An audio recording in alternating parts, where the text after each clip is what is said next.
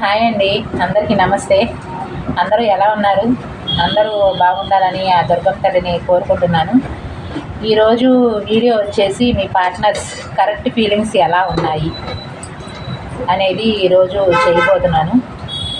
నేను కార్డ్స్ని కలిపేటప్పుడు మీ partners names ఉంటే 3 టైమ్స్ మీ పార్ట్నర్స్ నేమ్స్ని 3 టైమ్స్ తలుచుకోండి. వీడియోస్ ఎవరైతే చూస్తున్నారో వాళ్ళ పార్ట్నర్స్ కరెక్ట్ ఫీలింగ్స్ ఎలా ఉన్నాయి ఈరోజు దుర్గమ్మ తల్లి చూపించండి. క్లియర్గా క్లారిటీగా చూపించి దుర్గమ్మ తల్లి వీడియోస్ ఎవరైతే చూస్తున్నారో వాళ్ళ పార్ట్నర్స్ కరెక్ట్ ఫీలింగ్స్ ఎలా ఉన్నాయి ఈరోజు క్లియర్గా క్లారిటీగా చూపించండి దుర్గమ్మ తల్లి. వీడియోస్ ఎవరైతే చూస్తున్నారో వాళ్ళ పార్ట్నర్స్ కరెక్ట్ ఫీలింగ్స్ ఎలా ఉన్నాయి ఈరోజు వాళ్ళ పార్ట్నర్స్ కరెక్ట్ ఫీలింగ్స్ ఎలా ఉన్నాయి క్లియర్గా క్లారిటీగా చూపించండి దుర్గమ్మ తల్లి.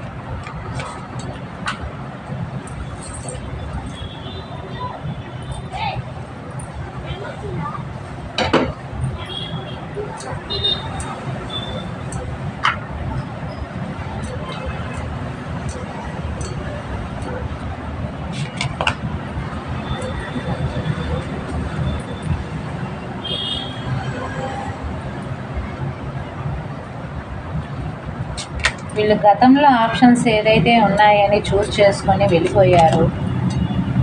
ఇప్పుడు సిచ్యువేషన్ అలా లేదు.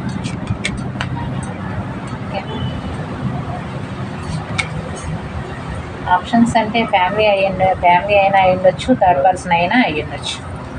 ఆప్షన్స్ అంటే ఓకేనా. ఇది మ్యారేజ్, సపరేట్గా marriage, అన్మ్యారేజ్, friends, family, father and mother, brother and sisters, lovers, ఎలాంటి వాళ్ళైనా చూడొచ్చండి. మీ జెండర్ని బట్టి తీసుకోండి, మెయిల్ ఆర్ ఫీమేల్, మీ జెండర్ని బట్టి తీసుకోండి ఓకేనా. ఇక్కడ వీళ్ళకి ఏంటంటే రిలేషన్షిప్ పట్ల ఒక ఛాన్స్ తీసుకోవాలి, ఈ రిలేషన్షిప్ కావాలి, ఈ రిలేషన్షిప్ నాకు నిలబెట్టుకోవాలి అని అనిపిస్తుంది. కానీ ఏంటంటే మైండ్ అంతా డిప్రెషన్గా ఉంది, అలజడిగా ఉంది, తెలియని ఒక వెలితి లాంటి ఫీలింగ్ ఒకటి. అండ్ ఇంకోటి ఏంటంటే ఎలాంటి ఆలోచనలు రావట్లేదు. అంటే ఎలాంటి ఆలోచనలు అంటే ఒకవైపు మీ వైపు స్టెప్ తీసుకోవాలి అని అనిపిస్తుంది, కానీ చాలా ప్రాబ్లమ్స్ ఫేస్ చేయాల్సి వస్తుంది ఈ రిలేషన్షిప్లో. అండ్ సరే రిలేషన్షిప్ని ప్రాబ్లమ్స్ ఫేస్ చేసినా పర్వాలేదు, రిలేషన్షిప్లో గ్రోత్ తీసుకొద్దామా అంటే థర్డ్ పర్సన్ లేని వాళ్ళు ఏంటంటే ఫ్యామిలీ వైజ్గా తీసుకోండి ఓకేనా. అలా వీళ్ళకి ఎటు డెసిషన్ అనేది తీసుకోలేక మైండ్ అంతా ఒక రకమైన డిస్టర్బెన్స్, అలజడి, తెలియని డిప్రెషన్ లాంటి ఫీలింగ్స్ వీళ్ళకి కనిపిస్తున్నాయి. ఇక్కడ కన్ఫ్యూజన్, ఎంత కన్ఫ్యూజన్ అంటే కార్డు కూడా తిరగబడి వచ్చేసింది. అలా అంత కన్ఫ్యూజన్ అనమాట, అంత కన్ఫ్యూజన్ అయిపోతున్నారు వీళ్ళు. వీళ్ళకి ఏంటంటే మీరు లేకపోతే ఒక వెలితి, అసలు ఏ దారి లేదు ఈ రిలేషన్షిప్లో, అసలు ఎలా ముందుకు తీసుకువెళ్ళాలి. మీరు పదే మీరు గుర్తుకు రావడం, ఏ ప్లేస్లో ఉన్నా, ఎక్కడున్నా, ఎలాంటి వర్క్ చేసుకుంటున్నా, ఎలాంటి సిచ్యువేషన్లో ఉన్నా సరే పదే మీరు గుర్తుకు రావడం. గుర్తొచ్చినప్పుడు ఏంటంటే వీళ్ళకి లోన్లీ ఫీలింగ్. మీ అంత పట్టించుకునే అంత పర్సన్, మీ అంత కేరింగ్ తీసుకునే పర్సన్ నా లైఫ్లో ఎవరూ లేరు ఓకేనా. నా లైఫ్లో ఎవరూ లేరు అనే ఫీలింగ్ వీళ్ళకి ఎప్పుడైతే వస్తుందో అప్పుడు వీళ్ళకి లోన్లీ ఫీలింగ్ అనేది వస్తుందన్నమాట. చుట్టూ ఎంతమంది ఉన్నా సరే, ఫ్యామిలీ కానివ్వండి, వైఫ్ అలాంటి హస్బెండ్ అలాంటి వాళ్ళు ఎవరైనా ఉన్నా సరే, ఫ్రెండ్స్ కానివ్వండి, ఇంకా వేరే విధంగా అయినా సొసైటీ అయినా సరే, సొసైటీ మధ్యలో ఉన్నా సరే, మీరు గుర్తొచ్చినప్పుడు సడన్గా వాళ్ళకి లోన్లీ ఫీలింగ్ రావటం, వీళ్ళు లేకపోతే నేను ఉండలేనేమో అన్న ఫీలింగ్ రావటం, అండ్ సేమ్ టైం నాకు ఎందుకు ఇలా అనిపిస్తోంది, గతంలో ఈ రిలేషన్షిప్ నాకు ఆప్షన్స్ ఉన్నాయని గతంలో ఏదైతే ఈ రిలేషన్షిప్ని ఎండ్ చేసేసానో, ఇప్పటికీ నాకు ఆప్షన్స్ ఉన్నాయి, కానీ ఆ ఆప్షన్స్ వైపు నా మనసు అనేది వెళ్ళట్లేదు. ఎంతసేపటికి మీ వైపే నా మనసు అనేది వస్తుంది. నాకు మీరు లేకపోతే ఉండలేననే ఫీలింగ్ వస్తుంది. లోన్లీతనం వచ్చేస్తుంది, ఒంటరితనం అనేది వచ్చేస్తుంది. వీళ్ళకి ఏంటంటే ఒక ఛాన్స్ తీసుకోవాలి అని అనిపిస్తోంది, కానీ వెంటనే మళ్ళీ అటువైపు మీ వైపు ఉండాలా అర్థం కావట్లేదు, రిలేషన్షిప్ని ఎండ్ చేసేయాలా అర్థం కావట్లేదు, మీ వైపుకి వచ్చి మళ్ళీ రీయూనియన్ చేయాలా అర్థం కావట్లేదు. వీళ్ళు ఎటు తేల్చుకోలేని ఒక హెల్ప్లెస్ ఫీల్ అవుతున్నారనమాట. ఎటు నిర్ణయించుకోలేని ఒక హెల్ప్లెస్ ఫీల్ అవుతున్నారనమాట. మీరు చూస్తే మీ లైఫ్లో మీరు సంతోషంగా ఉన్నారు, హ్యాపీగా ఉన్నారు, అండ్ మీరు ఒక షెల్ లాంటి ఒక దీనిలో ఉండిపోయారు. అంటే నాకు ఎవ్వరు వద్దు, నేను అనుభవించిన పెయిన్ చాలు, నేను అనుభవించిన బాధ చాలు, మీ వల్ల నేను పడ్డ బాధ చాలు, ఇంకా వేరే వాళ్ళు నా లైఫ్లోకి వచ్చినా సరే వాళ్ళు కూడా ఇలాగే మోసం చేస్తారు, ఇలాగే నన్ను బాధ పెడతారు అన్న విధంగా మీరు ఏదైతే సెల్ని సృష్టించుకొని దానిలో ఉండిపోతున్నారో వాళ్ళు అది కూడా గమనిస్తున్నారన్నమాట. నాకు ఎవ్వరూ వద్దు అనే వైజ్గా మీరు సెల్ని సృష్టించుకున్నారన్నమాట. అది వీళ్ళు గమనిస్తున్నారు. అండ్ ఇంకోటి ఏంటంటే, నేను ఇప్పుడు ఎట్ ప్రెసెంట్ ఈ రిలేషన్షిప్ గురించి ఏ స్టెప్ తీసుకోలేనేమో, ఏ స్టెప్ తీసుకోవాలి, అసలు ఎలా తీసుకెళ్తే గ్రోత్ అవుతుంది, ఏ స్టెప్ తీసుకోలేనేమో అన్న వైజ్గా కూడా వీళ్ళు తన వైపు ఒక కంట్రోల్ చేసుకుంటున్నారన్నమాట. ఎలా తీసుకెళ్తే ముందుకు వస్తుంది, ఏ వైజ్గా గ్రోత్ చేయాలి అర్థం కావట్లేదు. నేను ప్రస్తుతం ఏ స్టెప్ తీసుకోలేను, అలా సైలెంట్గా ఉంటాను అన్న వైజ్గా కూడా వీళ్ళు ఫీల్ అవుతున్నారనమాట. మళ్ళీ వెంటనే లేదు నేను ఉండలేను, ఒక ఛాన్స్ తీసుకోవాలి, ఎలా అయినా సరే ఒక ఛాన్స్ తీసుకోవాలి, ఈ రిలేషన్షిప్ కావాలనిపిస్తుంది. నేను సైలెంట్గా ఉన్నా సరే ఈ రిలేషన్షిప్ పట్ల నేను ఏం చేయలేను అన్నా సరే నాకు పదే మీరే గుర్తొస్తున్నారు. మీ వైపుగానే ఒక స్టెప్ తీసుకోవాలి, ఒక ఆలోచన అనేది చెయ్యాలి, ఒక రీయూనియన్ అనేది చేయాలి అన్న విధంగా వీళ్ళకి అనిపిస్తుంది అన్నమాట. మీరు చూస్తే మీ లైఫ్లో మీరు ఉంటున్నారు, మీ లైఫ్లో మీరు సంతోషంగా ఉంటున్నారు, వర్క్ బిజీ కానివ్వండి, ఫ్యామిలీతో కానివ్వండి, అది ఏదైనా సరే మీరు మీ లైఫ్లో మీరు సంతోషంగా ఉంటున్నారు. గతంలో ఏదైతే ప్రేమని, కేరింగ్ అండ్ లవ్ని మీరు ఏదైతే వాళ్ళకి ఇచ్చారో అది వీళ్ళకి గుర్తుకు రావడం వలన వీళ్ళు ఏంటంటే ఎటు తేల్చుకోలేకపోతున్నారు. పదే మీ వైపే వాళ్ళకి సైన్స్ అనేది రావటం, మీరే కావాలి అని అనిపించడం, కానీ థర్డ్ పర్సన్ వైపు ఏదైతే వీళ్ళు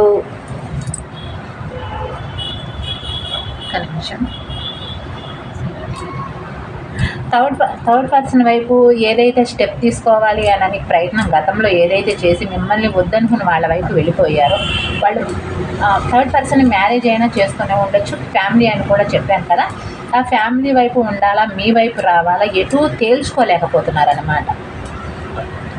అటువైపు ఉంటే నేను ఇప్పటికే చాలా ఫేస్ చేశాను, ఫ్యామిలీ అయినా సరే నేను వాళ్ళ వల్ల చాలా ఫేస్ చేశాను.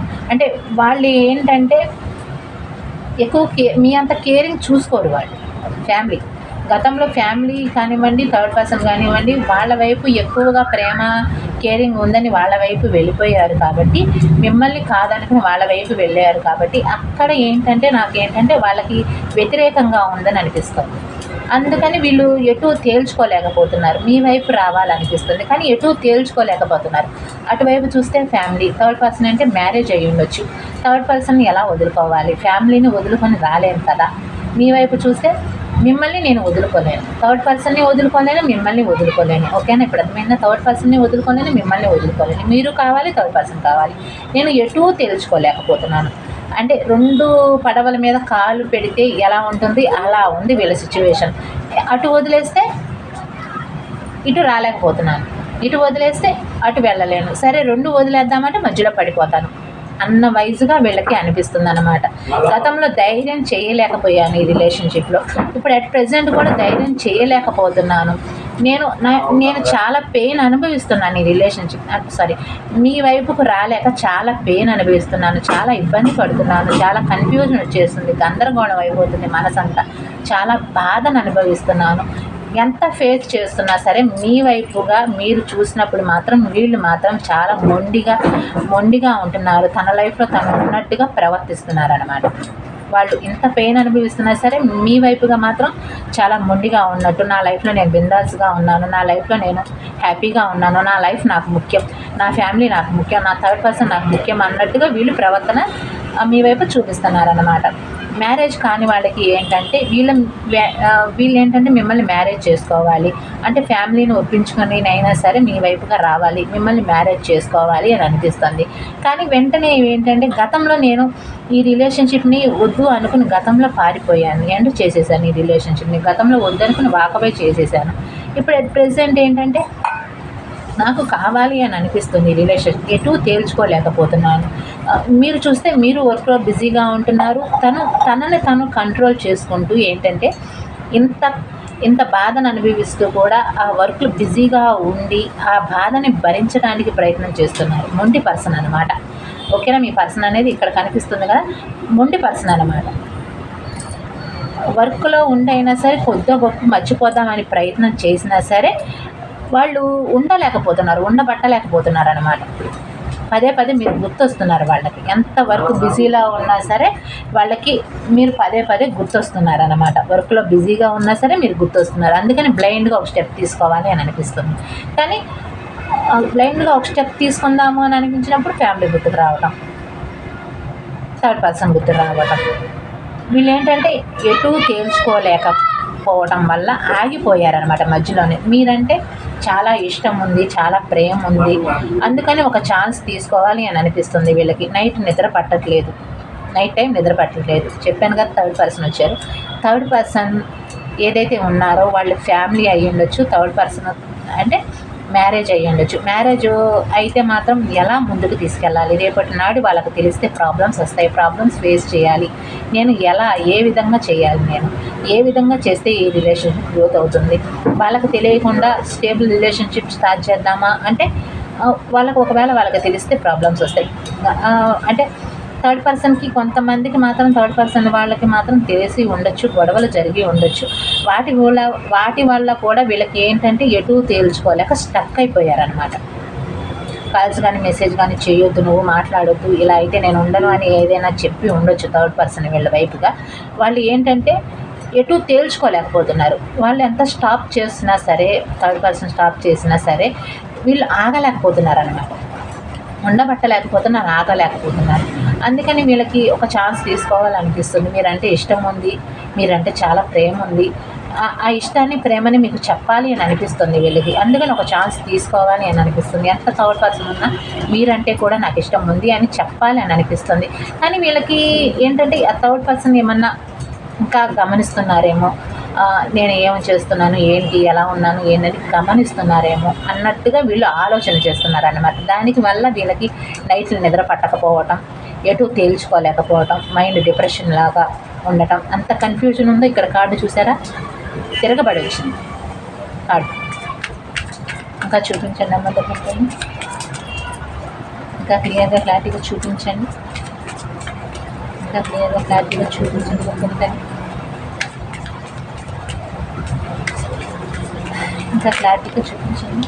చాలా బాగా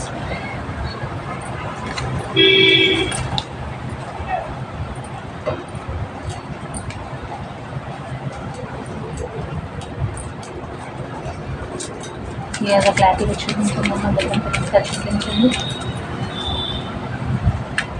క్లియర్గా క్లారిటీగా చూపించండి. ఓకే, వీళ్ళు ఏంటంటే soulmate kind of bond feel అవుతున్నారనమాట మీ పర్సన్. అందుకని వీళ్ళకి థర్డ్ పర్సన్ ఉన్నా మీరు కూడా కావాలి అన్న ఫీలింగ్ వీళ్ళకి వస్తుందన్నమాట. ఓకేనా, ఇంకా చూపించండి అమ్మ దగ్గర. ఈ రిలేషన్షిప్ కావాలి, గ్రో చేయాలి, ఈ రిలేషన్షిప్ పట్ల ఒక ఛాన్స్ తీసుకోవాలి. ఛాన్స్ తీసుకుందామా వద్దని ఆలోచిస్తున్నారు. ఛాన్స్ తీసుకుంటే పర్సన్ ఉన్నారు కదా, థర్డ్ పర్సన్కి రేపు నాడు తెలిస్తే ప్రాబ్లమ్స్ వస్తాయి, ప్రాబ్లమ్స్ ఫేస్ చేయాలి అని కన్ఫ్యూజన్ వచ్చేస్తుంది. అన్ని వైపులా దారులు మూసేసి ఉన్నాయి. థర్డ్ పర్సన్ మ్యారేజ్ చేసుకున్నాను కదా, నేనేం చేయాలి, ఎలా ముందుకు తీసుకెళ్ళాలి, ఎలా గ్రో చేయాలి, కన్ఫ్యూజన్ వచ్చేస్తుంది. నిలబెట్టుకోవాలి అని అనిపిస్తుంది, రిలేషన్షిప్ కావాలి అని అనిపిస్తుంది. గతంలో మీరు నిలబెట్టుకోవాలి అని చూశారు రిలేషన్షిప్, అలా మీకు కూడా కావాలి అని కొద్ది గొప్ప మీకు కూడా ఏదైతే ప్రేమ ఉందో వాళ్ళకి, అంటే ఎదురెదురుగా హౌస్ల వాళ్ళకి కానివ్వండి, ఎదురెదురుగా ఒకే ప్లేస్లో వర్క్ చేసుకునే వాళ్ళకి కానివ్వండి, వీళ్ళకి ఏంటంటే మీకు నిలబెట్టుకోవాలి అన్న విషయం వీళ్ళకి కొద్ది గొప్ప తెలుస్తుంది అనమాట. అంటే no contact or less contact వాళ్ళకి కూడా సైన్స్ అనేది వస్తుందన్నమాట. వాళ్ళకు కూడా వైబ్స్ అనేవి మీ వైపుగా ఇష్టం అన్నట్లుగా వీళ్ళకి వైబ్స్ రావడం వల్ల వీళ్ళకి ఏమనిపిస్తుందంటే, నేను ఇప్పుడు ఎట్ ప్రెసెంట్ నేను వాళ్ళ లైఫ్లోకి వెళ్ళినా వీళ్ళు యాక్సెప్ట్ చేస్తారు, ఓకే చెప్తారు అన్నట్లుగా వీళ్ళకి అనిపిస్తుంది అనమాట. మీకు రిలేషన్షిప్ కావాలి, నిలబెట్టుకోవాలి అని ఉందని వీళ్ళకి అనిపిస్తుంది అనమాట.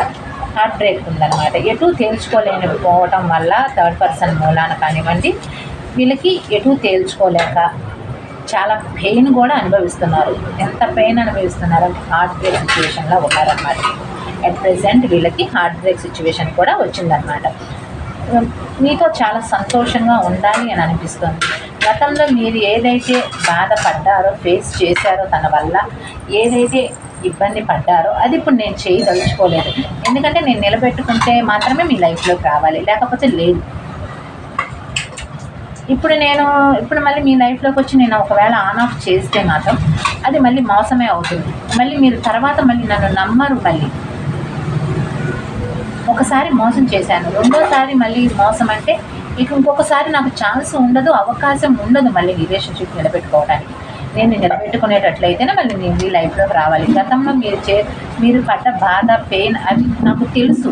నేను ఎంత బాధ పెట్టానో నాకు తెలుసు. మీతో సంతోషంగా ఉండాలి అని అనిపిస్తుంది. ఈ రిలేషన్షిప్ ముందుకు తీసుకువెళ్ళాలి అని అనిపిస్తుంది, గ్రో చేయాలి అని అనుకుంది. ఓకేనా? మీరు చూస్తే మీ లైఫ్లో మీరు ఉంటున్నారు, బిందాస్గా మీ లైఫ్లో మీరు ఉన్నట్టుగా వీళ్ళకి కనిపిస్తుంది. మీరు వాకవే మోడ్లో ఉన్నట్టుగా వీళ్ళకి అనిపిస్తుంది అనమాట. ఓకేనా? అందుకని వీళ్ళకి ఈ మనసంతా అలజడి, తెలియని ఒక రకమైన అలజడి వీళ్ళకి.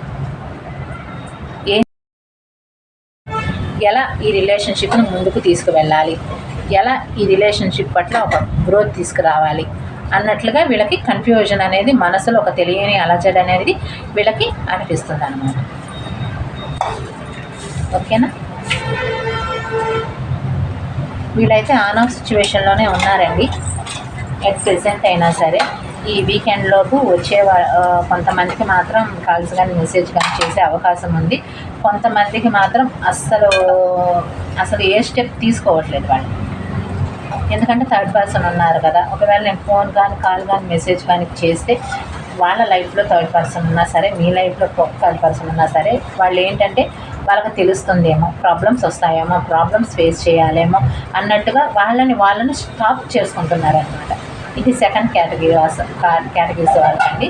ఫస్ట్ కేటగిరీస్ వాళ్ళకి ఏంటంటే ఆన్ ఆఫ్ చేస్తున్నారు. వాళ్ళు థర్డ్ పర్సన్ ఉన్నా సరే రిలేషన్షిప్ నిలబెట్టుకోవాలి అని అనిపిస్తుంది, వాళ్ళు కావాలనిపిస్తుంది, మీరు కావాలనిపిస్తుంది.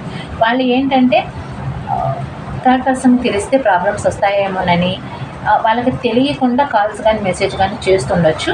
మళ్ళీ అట్ ద సేమ్ టైం ఏంటంటే ఒకవేళ తెలుస్తుందేమో అన్నట్టుగా భయం, ఒక రకమైన ధైర్యం చేయలేక ఒక రకమైన భయం వేసి వీళ్ళంటే మళ్ళీ కన్ఫ్యూజన్ వచ్చేసి మళ్ళీ ఆగిపోతున్నారు.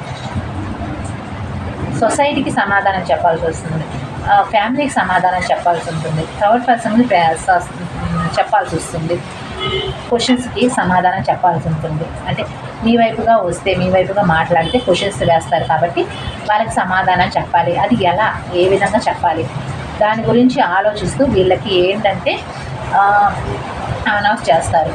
ఫస్ట్ కేటగిరీస్ వాళ్ళు ఆన్ ఆఫ్ చేస్తారు. సెకండ్ కేటగిరీస్ వాళ్ళు మాత్రం ఫోన్ దాకా వచ్చి వీళ్ళు ఏంటంటే థర్డ్ పర్సన్ తెలిస్తే చాలా చాలా వరకు వీళ్ళు పిరికిగా కనిపిస్తున్నారు నాకు. వీళ్ళేంటంటే అస్సలు ధైర్యం చేయలేకపోతున్నారు. ఫస్ట్ కేటగిరీ వాళ్ళైతే కొంచెం కొద్దో గొప్ప ధైర్యం చేయగలుగుతున్నారు, కానీ సెకండ్ కేటగిరీస్ వాళ్ళు మాత్రం ఆ ధైర్యం చేయలేకపోతున్నారు. థర్డ్ పర్సన్ తెలిస్తే ప్రాబ్లమ్స్ వస్తాయి ఎలా అన్నట్లుగా వీళ్ళకి భయం అనేది ఏర్పడిపోయిందనమాట. ఓకేనా, ఇలా ఉందండి. నాకు ఇలా 2 కేటగిరీస్ వాళ్ళు కనిపించారు. మీకు ఎంతవరకు రెసినేట్ అయింది అనేది నాకు కామెంట్ ద్వారా తెలియచేయండి. వీడియో నచ్చినట్టయితే లైక్ చేయండి, షేర్ చేయండి, సబ్స్క్రైబ్ చేసుకోండి. అండ్ వీడియో టైటిల్ కింద డిస్క్రిప్షన్ బాక్స్లో నా నెంబర్ ఇచ్చాను, వాట్సాప్ నెంబర్. వాట్సాప్ కాల్ కానీ వాట్సాప్ మెసేజ్ కానీ. ఓకేనా, మీకు పర్సనల్ రీడింగ్స్ కావాలి అనుకున్న వాళ్ళు మాత్రం ఆ నెంబర్కి మెసేజ్ పెట్టండి. ఇక్కడ కనిపిస్తున్న నెంబరు, అది డిస్క్రిప్షన్ బాక్స్ వీడియో టైటిల్ కింద ఇది ఒకటే నెంబరు, దీనికి మెసేజ్ పెట్టండి. పర్సనల్ రీడింగ్స్ అనేది ఫ్రీ కాదండి. 4 క్వశ్చన్స్కి 500 అండి. మళ్ళీ చెప్తున్నాను, 4 క్వశ్చన్స్కి 500 పే చేయాలి. ఒక క్వశ్చనే కదా మేడం 100 తీసుకోండి, 100 తీసుకోండి, 2 క్వశ్చన్సే కదా 200 తీసుకోండి అలా అనొద్దు. 1 క్వశ్చన్కి 1 క్వశ్చన్ అయినా సరే 500 పే చేయాల్సిందే. 4 క్వశ్చన్స్ అయినా 500 పే చేయాల్సిందే. ఇంకా మళ్ళీ ఎక్స్ట్రా క్వశ్చన్స్ అడిగితే మాత్రం మళ్ళీ మనీ పే చేయాల్సి ఉంటుంది, మళ్ళీ 500 పే చేయాల్సి ఉంటుంది. థర్డ్ పర్సన్ గురించి తెలుసుకోవాలి అనుకుంటే మాత్రం నేను దానికి మాత్రం వాట్సాప్ మెసేజ్ పెట్టి దానికి ఇంకా ఎక్కువ మనీ పే చేయాల్సి ఉంటుంది. అది ఎంతో నేను వాట్సాప్ మెసేజ్లో చెప్తానమాట. మీరు పర్సనల్ రీడింగ్స్కి వచ్చినప్పుడు అప్పుడు చెప్తాను. థర్డ్ పర్సన్ గురించి తెలుసుకోవాలి అనుకుంటే మాత్రం ఇలా ఉంది. నేను లైవ్ పెట్టినప్పుడు పెయిడ్ రీడింగ్స్ అన్నప్పుడు మాత్రం ఒక్కరు తీసుకోరు. పర్సనల్ రీడింగ్స్లోకి వచ్చి ఒక క్వశ్చనే 100 రూపీస్కి చెప్పండి, 2 క్వశ్చన్సే 200 రూపీస్కి చెప్పండి అనొద్దు దయచేసి. నేను పదే మొత్తుకుంటున్నాను కదా. పర్సనల్ రీడింగ్స్లోకి వచ్చినప్పుడు మాత్రం 4 క్వశ్చన్స్కి 500. మీరు ఒక్క క్వశ్చన్ అడగండి, 2 క్వశ్చన్స్ అడగండి, 4 క్వశ్చన్స్ అడగండి, 500 పే చేయాల్సి ఉంటుంది అని చెప్తున్నాను కదా. నేను లైవ్లో పెయిడ్ రీడింగ్స్ అండి ఒక క్వశ్చన్కి 100 రూపీస్ అన్నప్పుడు మాత్రం ఒక్కళ్ళు పట్టించుకోవట్లేదు. మేము ఎందుకు చేయాలా, మేము ఎందుకు అడగాలా అన్నట్లు ఊరుకుంటున్నారు. పర్సనల్ రీడింగ్స్కి వచ్చి అలాగ అడుగుతుంటే నేనేం సమాధానం చెప్పాలి? నాకు వర్క్స్ ఉంటాయి, నాకు బిజీ ఉంటుంది, ఒక్కొక్కసారి హెల్త్ బాగోదు. మీ ఫీలింగ్స్, మీ ఎనర్జీస్ అనేవి నేను తీసుకోవాలి కాబట్టి ఒక్కోసారి నాకు హెల్త్ బాగోదు. మీరు కూడా అర్థం చేసుకోండి. ఓకేనా, ఇలా ఉందండి. వీడియో నచ్చినట్టయితే లైక్ చేయండి, షేర్ చేయండి, సబ్స్క్రైబ్ చేసుకోండి. ఓకేనా, ఇక్కడ పాజిటివ్ కానివ్వండి, నెగిటివ్ కానివ్వండి, పర్సనల్ రీడింగ్స్లో కూడా రావచ్చు, రాకపోవచ్చు. అందరికీ సేమ్ ఒకేలాగా ఉండదు. మీరు లైక్ చేస్తే ఏంటంటే మీ ఫీలింగ్స్, మీ ఎనర్జీస్ అనేవి నాకు వస్తాయి కాబట్టి అందరికీ సేమ్ ఒకేలాగా ఉండవు. కాబట్టి మీరు పర్సనల్ రీడింగ్స్ తీసుకోండి. మీ పర్సన్ గురించి కానివ్వండి, కెరియర్ గురించి కానివ్వండి, లైఫ్ గురించి కానివ్వండి, వర్క్ గురించి కానివ్వండి, జాబ్స్ గురించి కానివ్వండి, ఫ్యామిలీలో ఇంకా వేరే విషయాల గురించి అయినా సరే మీరు తెలుసుకోవాలి అనుకుంటే నేను ఇస్తున్న డిస్క్రిప్షన్ బాక్స్లో నెంబర్కి పర్సనల్ రీడింగ్స్ తీసుకోండి. వాట్సాప్ నెంబర్కి మెసేజ్ పెట్టండి. థ్యాంక్ యూ అండి. బాయ్.